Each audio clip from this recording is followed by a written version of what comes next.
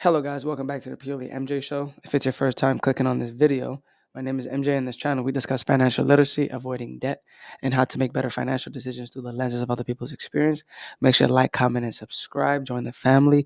Today, we're going to be talking about people that could not afford their cars, lost value, are in negative equity, and think it's a smarter idea to get into a more bigger debt using that negative equity. Let's get straight into it. 15 grand. Congratulations, ma'am. You're $15,000 upside down. Okay, so the lady at my desk right now, the one that you just looked at her trade, Yeah.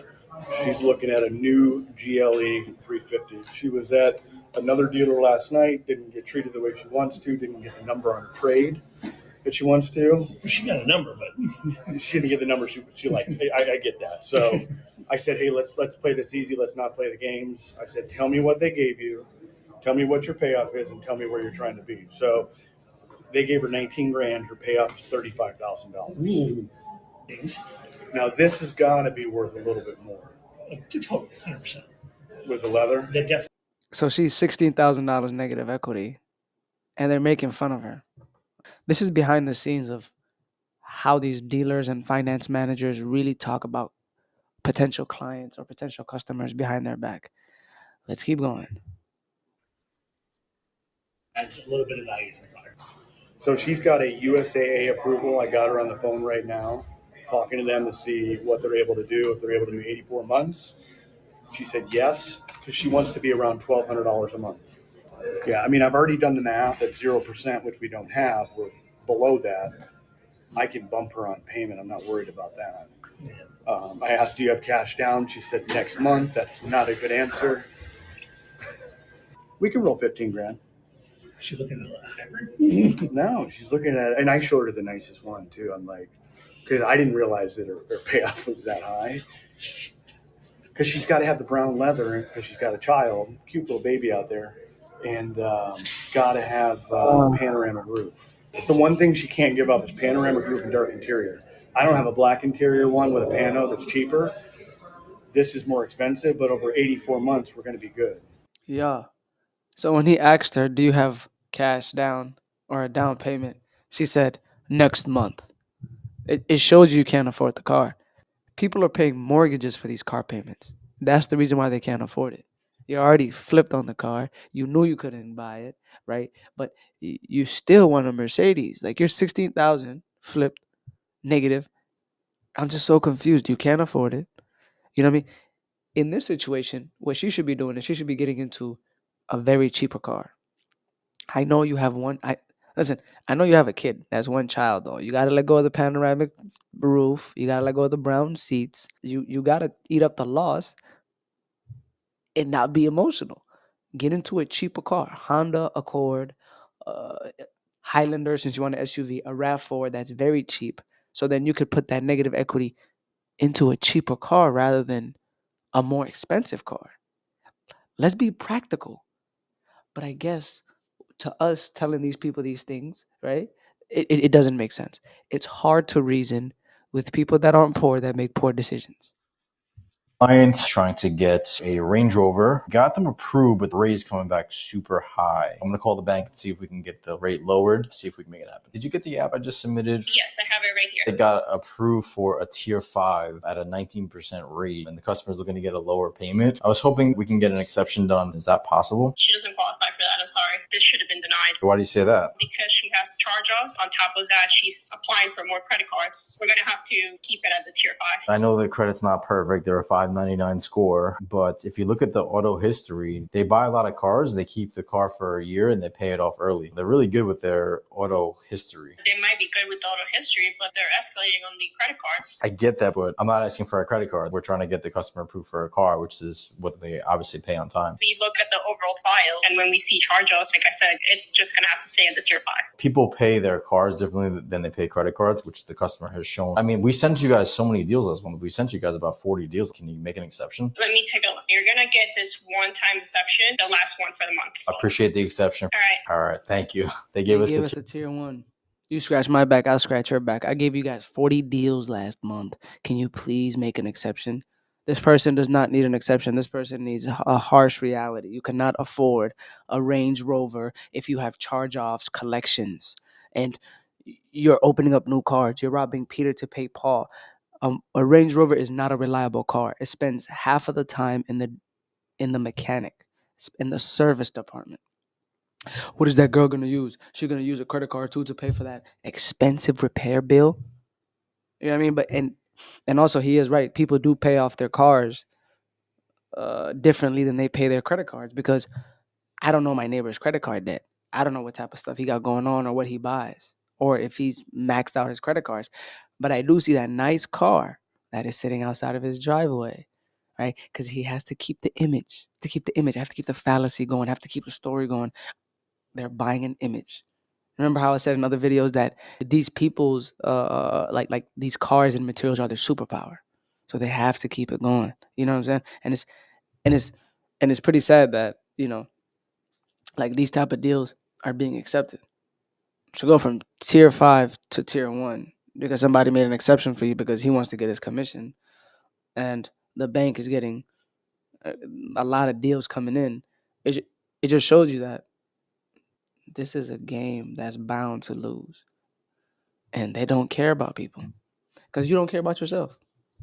So she's gonna be negative equity in that Range Rover, right? Because they're overpricing it, and you'll see that girl making a TikTok video that we'll react to. Which car are you looking for? It's going to be the 24 Hyundai that you have. 2024 Hyundai Elantra. Elantra. I already ran my credit. If possible, I want to do zero down, no co-signer. Okay. What does your credit look like? About 585, but I do work 2 jobs, make very good money. It wouldn't be a problem for you to get me approved with zero down. If I have to do anything down, it's probably going to be about 500. What is your monthly income? Around 9,700, 10 to be exact. Okay. The car that you're looking for has 7,422 miles on it. It's also black, automatic transmission, hybrid. When can we get you up to come in? Can you accommodate my requirement? No co-signer and 500 down? Because that's going to determine if I come in. I'm already telling you up front everything about me. I don't want to come in and waste your time. I can send you an application, a link, and we can go from there. Send me the application. Just make sure that you speak with your upper management, and that way we can go ahead and get approved with the requirement. If you can't do the requirements that I'm asking, I don't want to waste my time. I'm here not to waste your time. I'm definitely going to send you the link and everything so we can get active with that. Go ahead and send me the information. I'll fill it out. Once we get the approval, then we can discuss further details. Yes, ma'am. Number one, though, we have to give it up to her. She's not trying to have the dealership waste her time. Going to a dealership, they do waste your time. That's number one. What is questionable though is, right? You have a 585 credit score. You don't need a cosigner. You want to put $500 down, but you make $10,000 doing 2 jobs. Something is not adding up. Something is questionable about that deal. You know what I mean? Like, and plus you're trying to buy an Elantra. If you literally save for 2 months and just buckle up, you could pay off an Elantra cash. Nah, something's fishy. Something's fishy, and I see it. You know what I mean? Like but hey, look though, she got a good approach. Make sure to talk to upper management. I'm not trying to waste my time. She a real shot caller, big boss. But sis, something's adding up, and you can't afford that car as well. Like, you do 2 full-time jobs. When do you have time to breathe, sis? When do you got time to go touch grass? I have this customer with bad credit. She has a trade-in that does not run. She's still paying good on it, which is great. She owes $6,500 on. She has a little bit of a negative equity, and we're trying to get her approved. We do have a couple cars that will work for sure, so we'll see what happens. I have a couple cars, but the 2 main cars that I wanted to tell you about, a 2015 Honda CRV and a 2018 Equinox. Okay, today I had to look at your credit and the situation and things like that. I want you to come in and take a look at the cars and see if you like them. Do you think I would get approved for ones? Yes, I know you will get approved for one of those. I just need to know which one. I went out there to my car yesterday. I don't remember if you were one of the ones that was asking me about my car. It's 134,000 miles on my car. Went out there with my little battery jumper thing and jumped it just long enough to take a picture of the mileage, so I'll have it. I got you. I need a car. I'll just text you around that time just to see what's up. Okay. All right. Thank you so much. Of course, no problem. I have a very realistic yet honest question. Why not just fix the car that is sitting at your lot? Why not just fix that? It's way cheaper. Less headache. You don't have to go through this, applying for credit, down payment, going through the hassle, doing this. So I have a story to tell you guys. Before I start, please pause the video, leave a comment on your thoughts on the past videos, because I really want to know what you guys are thinking. This happened 2 months ago, right? I have a coworker that has a 2018 Honda Accord. Listen to this. And this is a lot of people's mentality, right? Because I have some family members that think like this too, right? They think newer is better. So he had a 2018 Honda Accord. There was an electrical problem, like with the sensor, right? Something was going on with the sensor, right? So the whole dashboard, it felt like a Christmas tree. There was a check engine light. There was this light. There was a TPMS. There was this. There was that.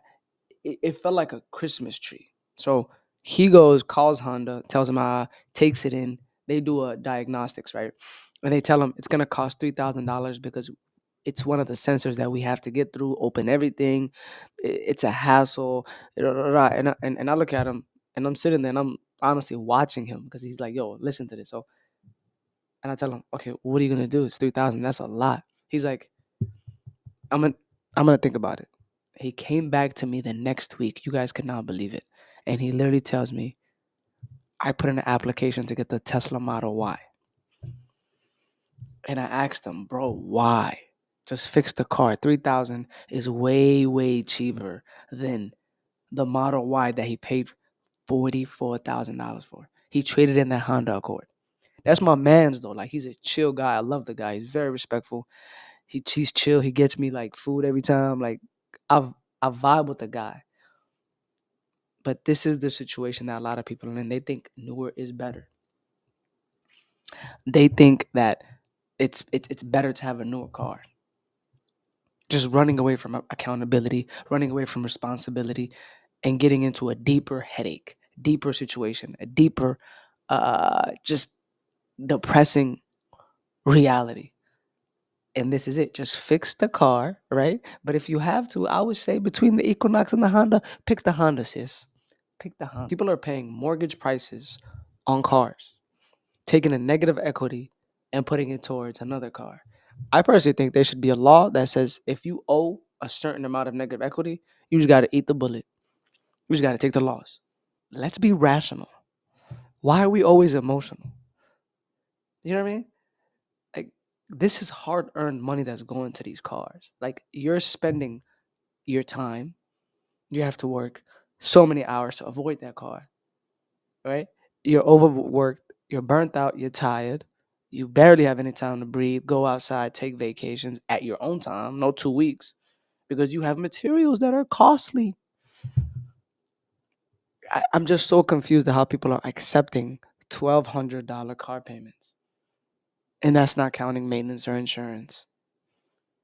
I'm so confused. I just think people just love pain. And pain and suffering is good for some of y'all because it helps y'all learn.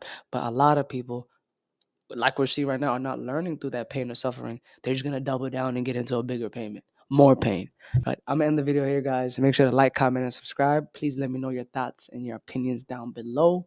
Right? Share this video with anybody that you think will enjoy it.